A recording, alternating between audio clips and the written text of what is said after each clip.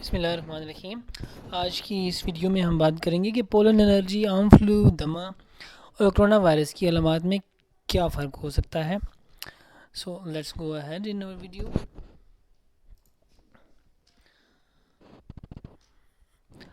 اگر تو کسی مریض کو کرونا وائرس ہے تو اس کو فلو یا چھینکیں تو وہ ہوں گی جیسے عام فلو میں بھی ہوتی ہیں، کم شدت کی ہوں گی لیکن گلا خراب ضرور ہوگا، تیز بخار، پٹھوں اور جوڑوں میں شدید درد، خشک کھانسی، سانس لینے میں دشواری، تیز سانس یا آدھا سانس آنا، پورا سانس نہ لے پانا، اور اس کے ساتھ شدید کپ کپی اور ٹھنڈ لگنا۔ یہ کرونا وائرس کی اگلی ایڈوانس سٹیج کی بات ہے۔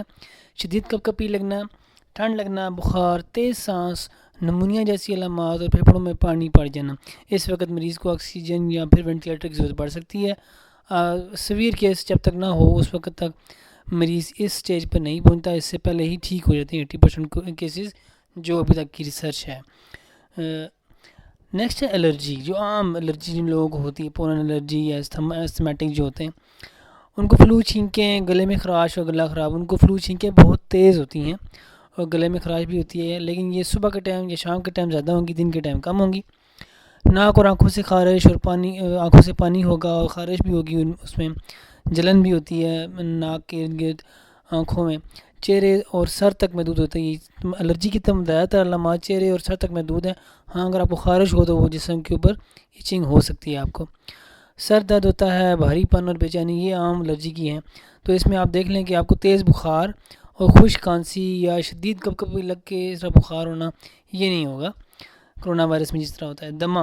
دمہ سانس کی تنگی، سینے کی جکڑن، یہ سب لوگ جانتے ہیں کہ دمے میں یہ علامات ہوتی ہیں۔ اس میں بلغم اور ریشہ ضرور ہوتا ہے۔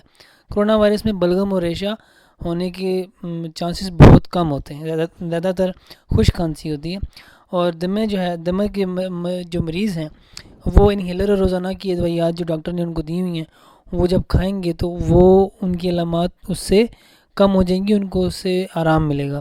جبکہ کرونا وائرس کا جو مریض ہے اس کی جو سانس کی جکڑن یا سینے میں جو جکڑن ہے، سانس کی تنگی ہے، وہ عام ادویات سے نہیں جائے گی۔